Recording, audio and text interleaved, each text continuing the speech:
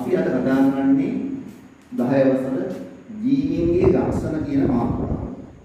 ජීවීන්ගේ ලක්ෂණ ජීවි. දැන් අපි පොඩි පන්ති ඉඳන් ජීවි සාත සතු සූත්‍ර ජීවි අපි අපෝ 10 වසරේ ගොඩාක් ලොකු වර්ගීකරණයක් කරනවා. අපි ජීව ලක්ෂණ මම ඉස්සර පොඩියට පැහැදිලි කරනවා අපෝ වෙනම ගන්නවා. ජීවියෙක් තුළ මේ කියන ලක්ෂණ වලින් කීපයක් තියෙන පුළුවන්. සියල්ලම තියෙනවා. ඒ වගේම මේ ලක්ෂණෙන් එකක් හෝ දෙකක් තිබුණට ජීවියෙක් නොවෙන්නත් පුළුවන්. ඒක තමයි පාඩම පැහැදිලි කිරීම කරන්නේ. අපි ඉස්සෙල්ල පොඩ්ඩක් මේක පැහැදිලි කරගමු. ජීව ලක්ෂණයක් තමයි ශෛලිය සංවිධානය. ඒ කියන්නේ අපි ශෛල පාඩමේදී කිව්වනේ ශෛලයක් තුළ තියෙන සංවිධානගත වීම. ඒක තුළ තියෙන ඉන්ද්‍රිකා. ඒ ඉන්ද්‍රිකා තුළ විවිධ කාර්යයන් සඳහා සැකසීලා තියෙනවා. සම විභාජනයක් තියෙනවා. ආන්න ඒ ශෛලීය සංවිධානයේ ජීවීන් තුළ තියෙනවා. අපි පසු වෙනම කතා කරමු. ඊට පස්සේ තමයි ජීවීන්ගේ විවිධ කාර්ය සඳහා පෝෂණය ඕන. පෝෂණය නැත්නම් ආහාර. සමාජීය පෝෂණය හදා ගන්නවා. සමාජීය පෝෂණය පාඩේ ලබා ගන්නවා. ඊළඟ එක තමයි ශෝෂණය. සෑම ජීවියෙක්ම ශක්තිය ජනනය කර ගැනීම සඳහා ආහාර දහනය කිරීමක් නැත්නම් ශෝෂණය කිරීමක් කරනවා. උද්දීපිතාවය හා සමායෝජනය. උද්දීපිතාවය කියන්නේ අපි දන්නවා පරිසරයේ සිදුවන වෙනස් වීම වලට අපි කියනවා උත්තේජය. ඒ උත්තේජය හඳුනා ගන්න පුළුවන් අපේ සංවේදී ඉන්ද්‍රියන්. ඒ කියන්නේ අපිට දැනෙන වෙනස් වීම. ඒ කියන්නේ ප්‍රතිග්‍රාහක ඉන්ද්‍රිය නැත්නම් සංවේදී ඉන්ද්‍රිය. අපේ ඇස කන නාසය දිව සම. අන්න ඒවාට හඳුනාගත හැකි පරිසරයේ සිදුවන වෙනස් වීම අපි කියනවා උත්තේජය. මේ උත්තේජ සඳහා අපි දක්වනවා යම් වෙනස් වීමක්. ඒ කියන්නේ ප්‍රතික්‍රියාව. අන්නේ ප්‍රතික්‍රියාවට ප්‍රතිචාර කියනවා.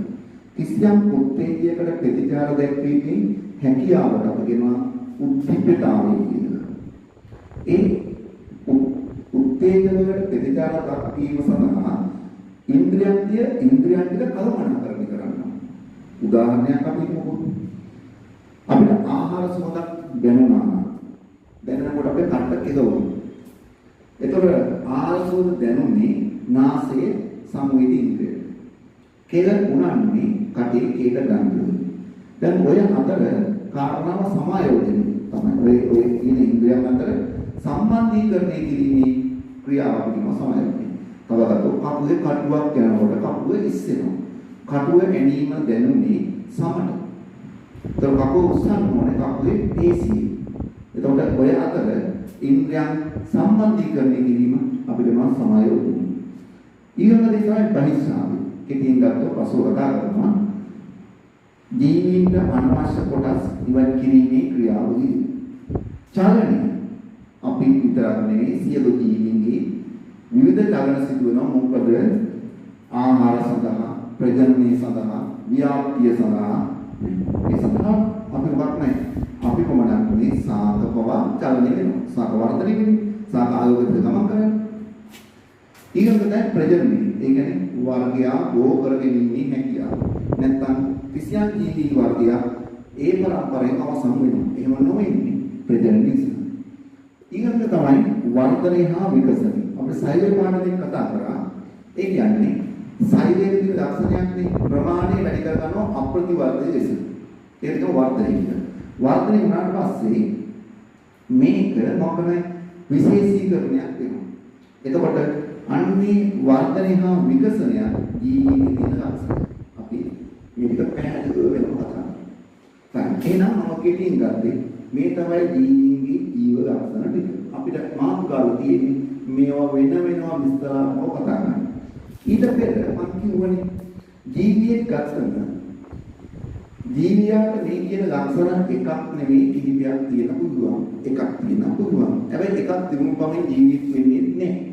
ඒක පැහැදිලි කරගන්න මම හොඳ උදාහරණයක් ගත්තා. පොතේ තියෙන උදාහරණයමයි. කිකිරි මිත්‍රය විශේෂ තත්ත්වයකදී ගබඩාග පඩක කොටසක්. ඒ කියන්නේ දැන් අපි දන්නවා ලෝකේ දියුණු රටවල් වල මිනිසාගේ විවිධ ඉන්ද්‍රියන් පටක බෑන් වල අරන් තියෙනවා. ඒ කියන්නේ ඒවා උෂ්ණත්වය අඩු කරලා ගබඩා කරලා. ඒවා නැවත භාවිතයට ගන්න පුළුවන්. ඊළඟ තමයි පොසිඩියා. මෙන්න මේ කියන කාරණා හතර මෙන්න මේ හතර. නැසොත් තුන. මේ තුන ජීවිත අජීවිත කියලා කතා කරා. අපිට පොඩ්ඩක් ඔය ජීව ලක්ෂණ තිබූ පමණින් ජීවිත නැද්ද කියන කාරණාව තේරුම් ගන්න පුළුවන්. දැන් කිකිලි විතරයක් කියලා කියන්නේ කිකිලි විතරයක් කියන්නේ සංසේචිත ඩිම්බය. සංසේචිත ඩිම්බය. ඒ කියන්නේ අපි කියනෝනේ ජීවීන් හැදලා තියෙන්නේ සෛලවල. ඒ ලක්ෂණ ඉගෙන ගන්න. සෛල සංවිධානයක්. ඒ සෛලීය සංවිධානය ගැන කතා කරනකොට අපි කියනවා ජීවීන් අලිංගික ප්‍රජනනය නම් තනි සෛලයකින් තමයි නිර්මාණය වෙන්නේ. ලිංගික ප්‍රජනනය නම් සෛල දෙකකින් තමයි නිර්මාණය වෙන්නේ. කිකිලි විතරයක් කියන්නේ ලිංගික ප්‍රජනනයෙන් ලැබුණු එකක්. ඒක පිළිමි සෛලය අපි සුක්‍රාණු ගැහණු සෛලයේ ඩිම්බය සමග සම්බන්ධ වෙච්ච එකක් තමයි කිකිලි විතරය කියන්නේ. ඒතකොට පිටරය තුල මේ කියන ජීව ලක්ෂණ තියෙද මේ කියන ජීව ලක්ෂණ මතු කරගන්න පුළුවන් පහසුයි. ඒ කොහොමද? කිකිලි විතරයක් කියන්නේ සෛලයක්. ඒතකොට සෛලයේ සංවිධානය තියෙනවා. කිකිලි විතරයේ තුල ශ්වසනය වෙනවා. මොකද ඒක ඇතුලේ සුළු ශ්වසනයක් සිද්ධ වෙනවා. වර්ධනය නම් ඒ වෙන්නේ නැහැ. හැබැයි අර ශ්වසනය වෙන්න පුළුවන් වායු ප්‍රමාණයක් එක තියෙනවා. ඒ වායු ප්‍රමාණය අවසන් වෙන්න පෙර ඒකට අවශ්‍ය උෂ්ණත්වය ලබා දුන්නොත් කිකිලි විතරේ අපි ගන්නවා පැටියෙක් ලැබෙනවා. පැටියෙක් යන්නේ වෙනවා. නේ ඒක තමයි කියන රක්මවනවා කියලා කියන්නේ. ඒ විතරේක පුරුදු කරන්නේ කියන්නේ. ඒ අවශ්‍ය උෂ්ණත්වය ලබා දුන්නා කිකිලි විතරේ පැටියෙක් වෙනවා. එහෙනම් කිසි ගැටලුවක් නැහැ.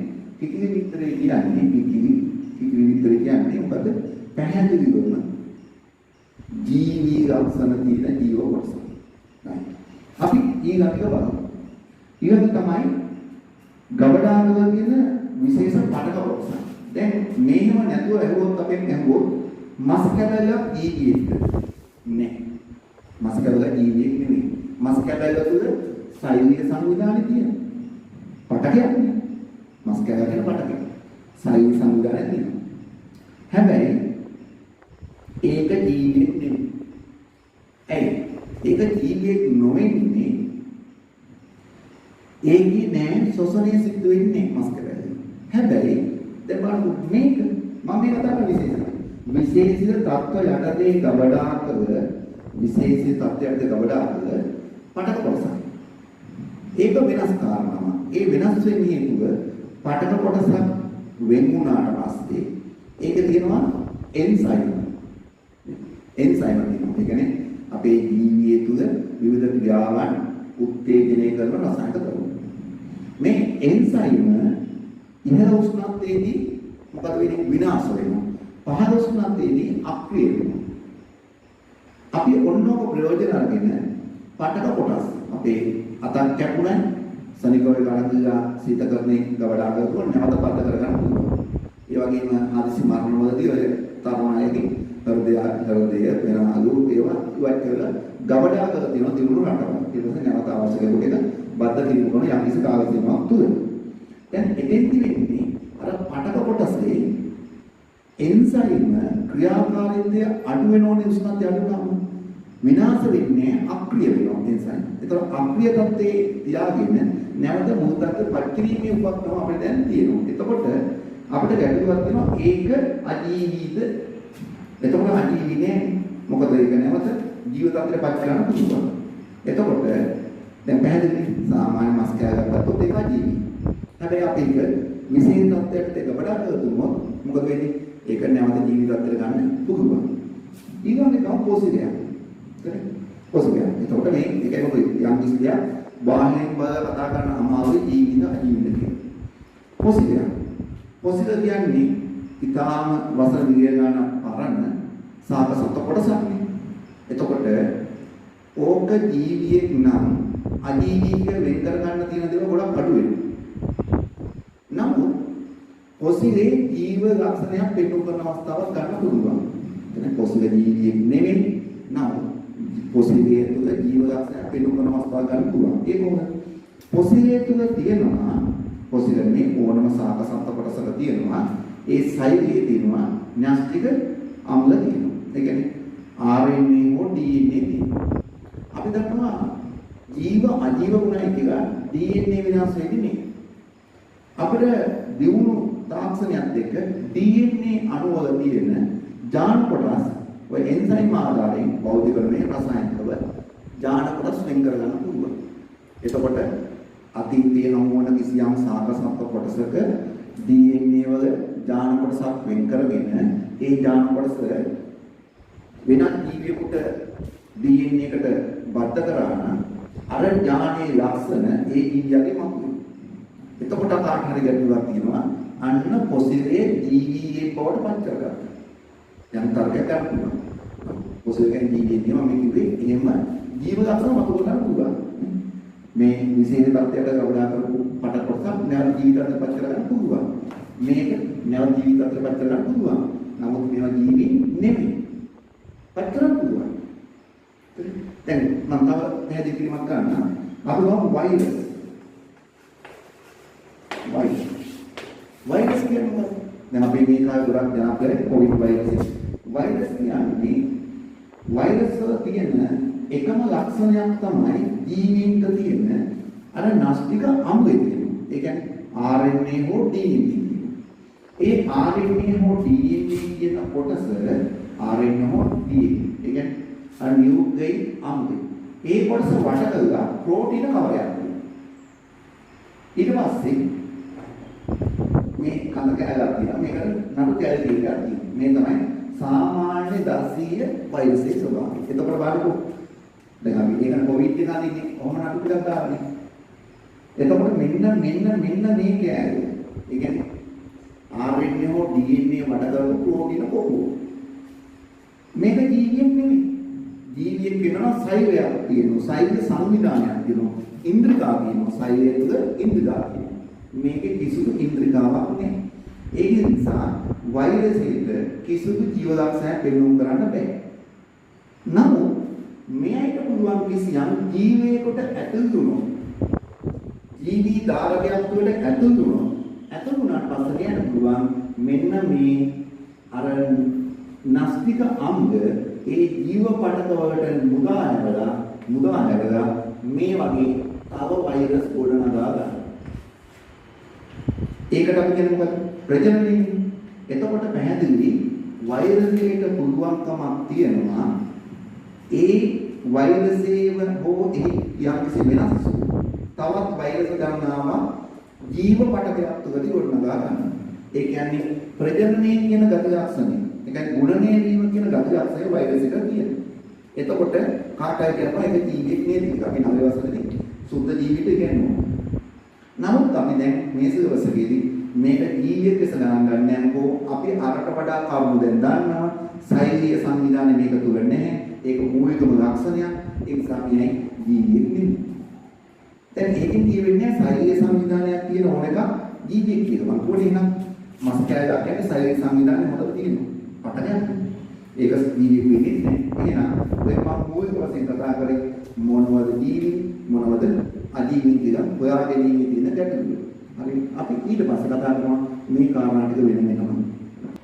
හරි. අපි මේ එකින් එක කතා කරනවා. සෛලීය සංවිධානය ජීවීන් ඒක සෛලික වෙන්න පුළුවන් බහු සෛලික වෙන්න පුළුවන්. ඒක සෛලික වුණා සෛලයේ තුල සංවිධානගත වීමක් තියෙනවා. නාස්තිය තියෙනවා, ඉන්ද්‍රිකා පවතිනවා. එතකොට මේ එක් ඉන්ද්‍රිකාට විවිධ කාර්යයන් කරලා තියෙනවා. එතකොට බහුසෛලී ජීවියෙක් තුල මීට වඩා කරනවා. සෛල වශයෙන් විතරක් නෙමෙයි සෛල එකතු වෙලා පොදු ව්‍යුහ හදාගන්න. අපි කියනවා පට. ඒ කියන්නේ සෛල එකතු වෙලා හදනවා පට. පටල කියන්නේ නිශ්චිත කෘත්‍යයක් ඉටු කිරීම සඳහා පොදු සම්භවයක් තියෙන සෛල සමූහයක්. අපිට ඒක අවස්ථාවක අතර කරනවා වෙන්නේ. එකින් ගත්තම නිශ්චිත කෘත්‍යයක් ඉටු කිරීම සඳහා සැකසුණු පොදු සම්භවයක් ඇති සෛල සමූහයක්. එතකොට කාරණාව සෛල සමූහයක එකතුවක් තමයි පටල. එතකොට සෛලයේ තුල සංවිධානය වෙලා තියෙනවා කියනකොට පටල කොටස ඊට වඩා තවත් සංවිධානගත වෙලා තියෙනවා. පටල එකතුලා හැදෙනවා ඉන්ද්‍රිය. ඉන්ද්‍රිය නැත්නම් අවයව. මේ ඉන්ද්‍රිකා නෙමෙයි. ඉන්ද්‍රිකා කියන්නේ මොකද? මෙන්න මේ ශරීරයේ තුල තියෙන ඉන්ද්‍රිකා. මේ කතා කරන්නේ ඉන්ද්‍රිය. උදාහරණයක් ගමුකෝ. අපේ හෘදයේ ඉන්ද්‍රිය. රුධිර නාళ ඉන්ද්‍රිය. එතකොට දැන් බලන්න රුධිර ශරීර ඊට පස්සේ පේශි ශරීර එකතු වෙලා තමයි හැදලා තියෙන්නේ රුධිර පටකේ රුධිර නාళ හෘද. ඒකේ කුඩාම එක තමයි රුධිර ශරීර නැත්නම් පටක ශරීර. ඒ වෙනකොට හැදෙන රුධිර පටකේ හැදලා තියෙනවා පේශි පටක හැදලා. ඒක තියෙන වර්ග දෙකක් සිදුවේ හෘද පේශි. ඒව එකතු වෙලා හැදලා තියෙනවා ඉන්ද්‍රිය. මොකද හෘදයේ රුධිර නාళ. ඊට පස්සේ ඉන්ද්‍රියන් එකතු වෙලා හැදෙනවා මොනවද? පද්ධති. උදාහරණයක් රුධිර සංසරණ පද්ධතිය. එකනේ රුධිර ශරීරය තුළ රුධිර පටක නැත්නම් පේශි ශරීරය තුළ පේශි පටක ඒ දෙක එකතු වෙලා හැදෙනවා ඉන්ද්‍රියන් හෘදයේ රුධිර නාళ.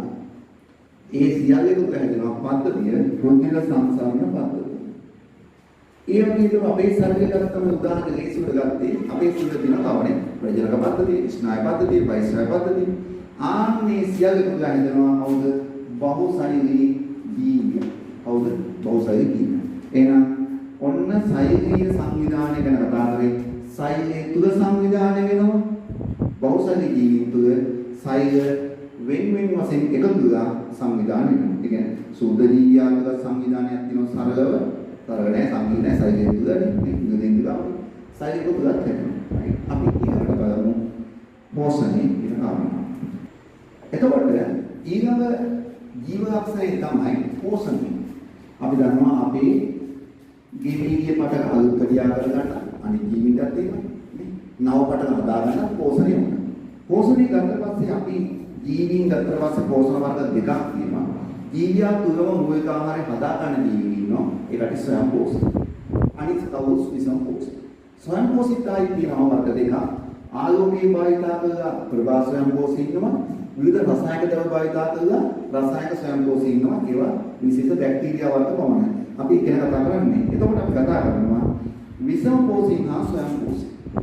කවුද ස්වයං පෝෂී? ස්වයං පෝෂී අපි කවුරුත් දන්නවද? හර්ථසාක. ජාගත සහ බෞද්ධ. ඊට අමතරව අපි දන්නවා තවත් ස්වයං පෝෂී කාණ්ඩයක් ඉන්නවා සුද්ධ ජීව වර්ග ඇල්ගී. ඊට අමතරව තවත් සුද්ධ ජීව කාණ්ඩයක් ඉන්නවා මතක ගන්න. ඒ තමයි සයනෝබැක්ටීරියා. ඔන්න ඔය කියන කට්ටිය මොකක්මයි ස්වයං පෝෂී. මොකද ඔය කට්ටිය ගාව හර්ථගව හෝ හර්ථපද තියෙනවා. හර්ථපද කියන ඉන්ද්‍රිකා හෝ හර්ථගව කියන රසායනික ද්‍රව්‍ය තියෙනවා.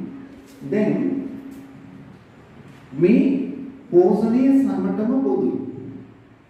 කොටසක් Tamanට අවශ්‍ය මූලිකාංග නිෂ්පාදනය කරනවා. ඒ නිෂ්පාදනයෝ කියනවා ප්‍රභා සංවේෂණය කියලා. ඒ නිෂ්පාදනය කරන ක්‍රමය පොඩ්ඩක් මතක් කරගත්තොත් කාබන් ඩයොක්සයිඩ් කියන වායුවයි ජලයයි භාවිතා කරලා හරිතප්පද තියෙන සාපසයිල තුල සූර්යාලෝකයේ ඇතිවිද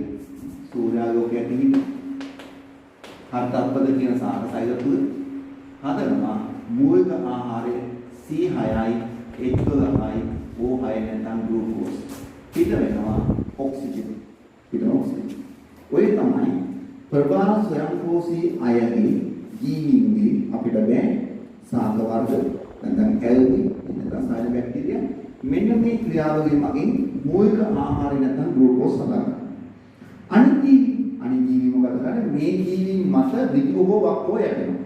අපි ඕකට කියනවා ආහාර දාමයක් කියලා. ඒ කියන්නේ සාක සතුන් අතර පවතින ආහාර සම්බන්ධතාවයට අපි කියනකොට ආහාර දාමයක් කියලා. ආහාර දාම කීපයක් එකතු කරාම අපි කියනවා ආහාර ජාලයක් කියලා. මේ මම ගත්තේ ආහාර දාමයක්. සාක මත පාරමිතිය ජීවත් වෙනවා ආහාර පාරමිතිය කරනවා කියනවා. ගෙම්බ කරනවා ණය කරනවා කුස්. මේ ආහාර දාමය. දැන් ආහාර දාමයක් කියන්නේ සාක සතුන් අතර පවතින ආහාර සම්බන්ධතාවය. දැන් මේ ණයට දැන් කුකුසට ගෙම්බක් කන්නේ. දැන් කොහොමද අපි කරනකොට ආහාර ජාලයක් කියලා. ආහාර ජාලය. ඒ වගේම මතක තියාගන්න මෙහෙම බැලුවොත් ලොකුෙන් කියන අකුස කියලා තියෙනවනේ. ඒ වගේම එතකොට ඌ කන්නේ නැහැ. කටකින් නැහැ. හැබැයි මොකෝ වෙන්නේ? ඌත් මිය යනවා. ඒ මේ ධ්‍යාන මුතෝක ජීවි මගින් මේ මුතෝක ජීවි නැත්නම් දිරාපත් කරන සුද්ධ ජීවි මගින් දිරිනා බැක්ටීරියා මගින් පාසට නැවත රසායනික රෝග වලට. ඒක තමයි පොරලිය කියන්නේ. එහෙනම් මෙන්න ජීවින්ගේ පෝෂණ ක්‍රියාවේ සම්බන්ධව තියෙන ආකාරය. අපි ඊට පස්සේ කතා කරනවා ශ්වසනය ගැන. මෙන්න අපි ශ්වසනය තමයි පැහැදිලි කරන්න හදන්නේ. ශ්වසනය මගින් ලැබෙන්නේ ශක්තිය. ඒ කියන්නේ මූලික ආහාරය නැත්නම් ග්ලූකෝස් දහනයක සෛලතුලදී මතක සෛලය මයිටොකොන්ඩ්‍රියා තුළ සිද්ධ වෙන්නේ. මයිටොකොන්ඩ්‍රියා තුළදී ග්ලූකෝස් දහනය වෙලා මේ හැදෙනවා ප්‍රතිපාදක කාබන් ඩයොක්සයිඩ් ජලයේ හැදෙනවා ශක්තිය. ඒ ශක්තිය අපිට ඕන විවිධ ජීව ක්‍රියා සිද්ධ කරන්න. එහෙනම් විවිධ ජීව ක්‍රියා අවශ්‍ය ශක්තිය ලබා ගන්න ශ්වසනය. මේක සියලු ජීවීන් සිද්ධ වෙනවා. සාප, සතුන්, සුතුනි. දැන් මේනොත් පරීක්ෂණයක් කරනවා. මේ පරීක්ෂණ ගත්තේ වඩා පැහැදිලි කරන්න මේක විතර ගන්න ගුණ නැගෙනවා. මෙන්න වාජන පහක් තියෙනවා. මේකේ පොටෑසියම් හයිඩ්‍රොක්සයිඩ් තියෙනවා. මේ ඇටෝම අණුව මෙතන ජලය තියෙන්නේ.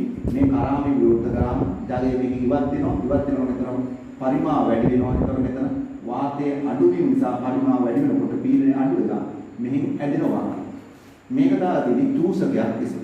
නැත්නම් මැෂින් එකක් යන්ත්‍රයක් හයි කරන්න හරි වාතයක් අද්දවන චූසක පොම්පයක්. එතකොට මෙතනදී පොටෑසියම් හයිඩ්‍රොක්සයිඩ් දියදදී. එතකොට මේ ඉන වාතයේ පොටෑසියම් හයිඩ්‍රොක්සයිඩ් කරා ගියාම පොටෑසියම් හයිඩ්‍රොක්සයිඩ් වල තියෙන ගුණාංගය තමයි කාබන් ඩයොක්සයිඩ් පුරා ගන්න. අපි හදන්නේ මේ ගෙම්බට කාබන් ඩයොක්සයිඩ් නොමැති වාතය ලබා දෙන්න. ඒ මොකද අපි බලනවා මේ ශ්වසනය කරා නම් හැදෙනවා කාබන් ඩයොක්සයිඩ්. එනවා එයාට ලබා දෙනවා කාබන් ඩයොක්සයිඩ් නොමැති වාතය. එහෙනම් පොටෑසියම් හයිඩ්‍රොක්සයිඩ් දාලා තියෙනවා වාතයේ කාබන් ඩයොක්සයිඩ් පුරා ගන්නවා. ඒක ඇත්තද කියලා බලනකොට මුණු දීලා දාලා තියෙනවා. ඒක දුයි යනකොට මේ හැමකම දුවනම මොකද?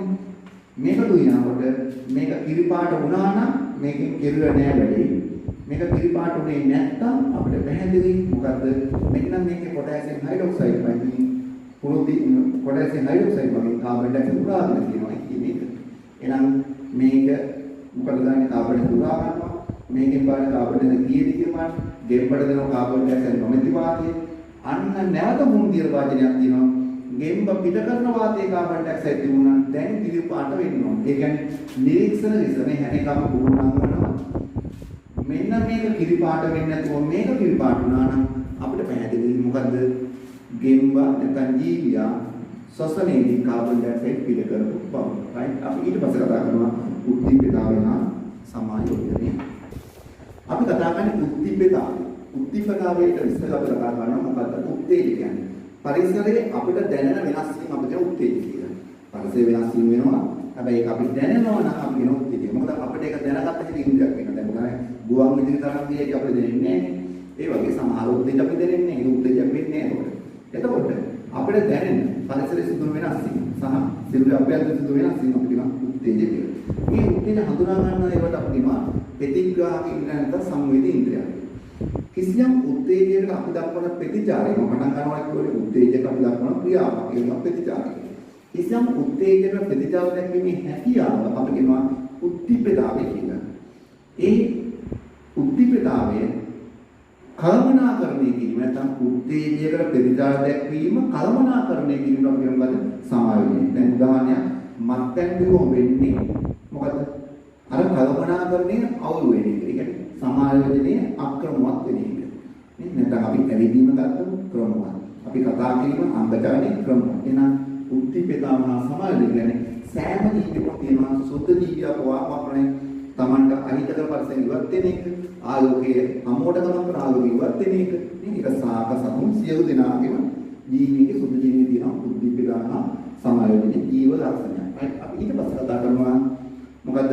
බහිස්රාවයේ කියන කාරණාව. හරි.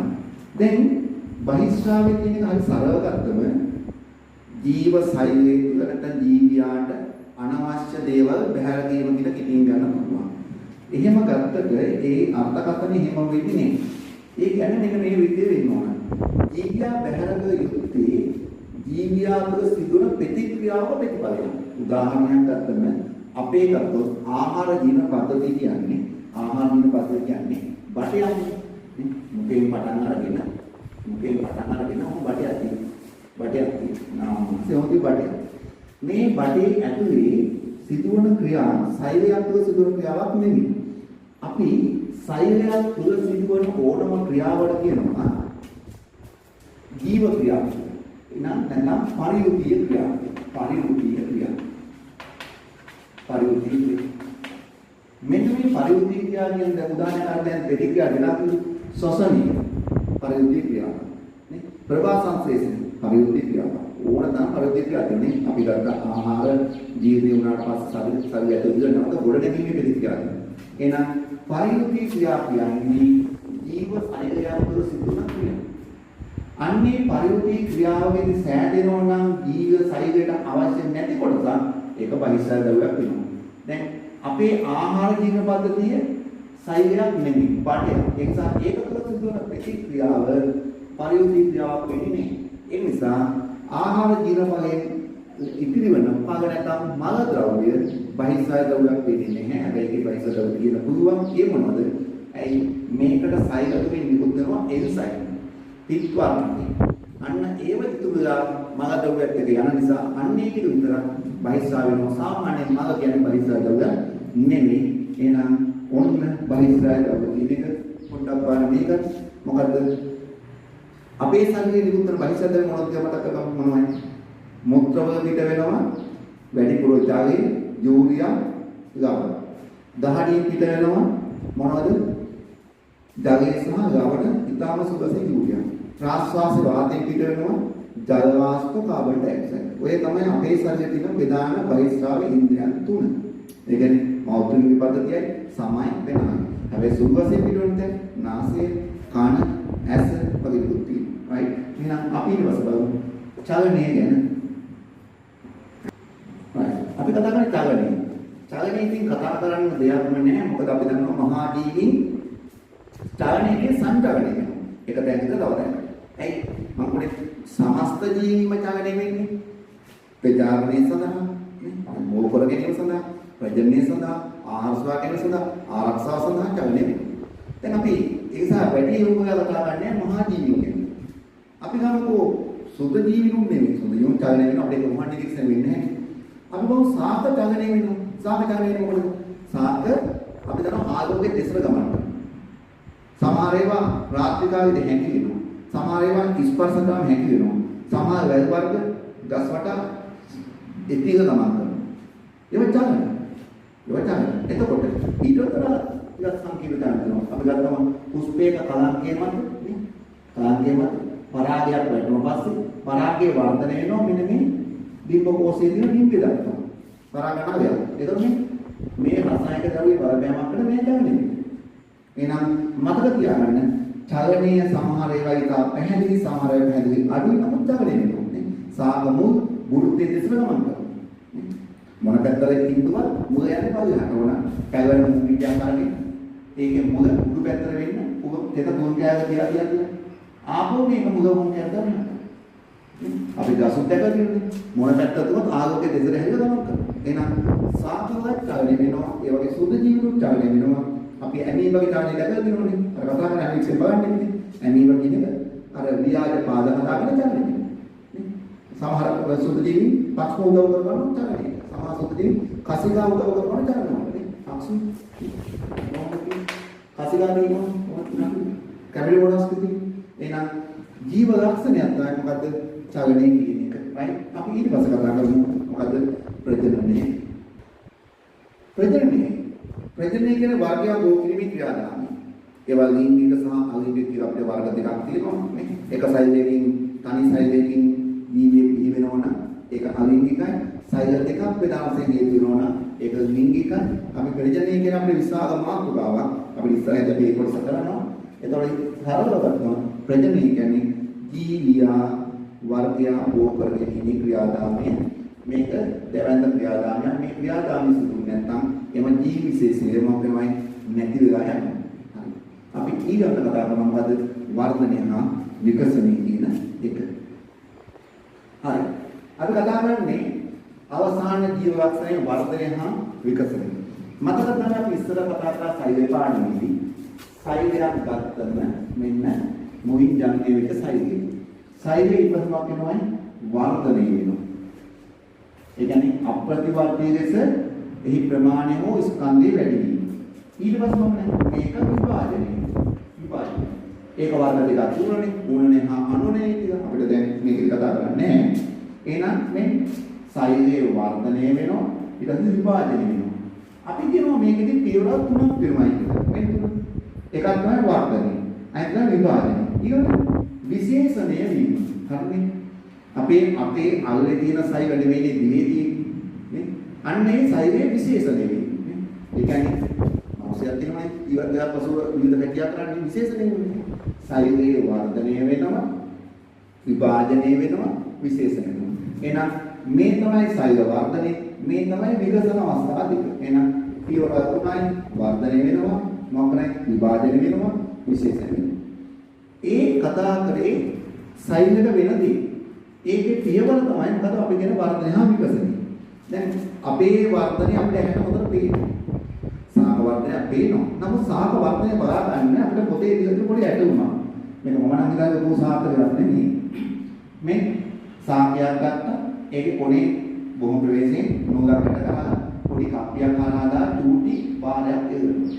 එතකොට මේක ඇටිල පොවනවා. මේකට පොඩි කටුවක් දර්ශකයක් දාලා පරිමාණයක් දාලා දැන් මේ බර තියෙන නිසා මේක උඩට වර්ධනය වෙනකොට මේක පල්ලයට හැදෙනවනේ. නිසා මෙන්න මේ කටුව උඩට කරගෙන. එතකොට අපි මේ කටුවෙන් බා ගන්න පුළුවන් මේක වර්ධනය වුණා කියලා.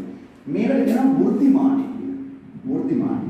ඔය නම කොට නම් මතක තියෙනවා ඉතින් කෙලිපන්න අහනවා. වෘත්තිමානයේ මොකද ගන්න? සාක වර්ධනයේ නිරීක්ෂණය කරන්න පුළුවන්. ඇත්තම කතාව මේ වගේ අතුමක් හදා ගන්න ඕනේ නැහැ. අපිට කිසියම් සාකේ වර්ධනය බලන්න ඕන නම් කෝට්ටක් නැත්නම් වීදුරු දාන්න මේකත් එක්ක ඉඳනවා. ඉඳලා මේ උසින් මේක නවත්තලා දෙනවා.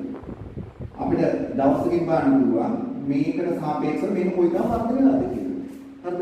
නමුත් මේක පොත හඳුන්වලා දීපෙකනේ. මොකද වෘත්තිමාන. right? එහෙනම් ඔන්න ජීවිතයේ ජීව ලක්ෂණ සම්බන්ධයෙන්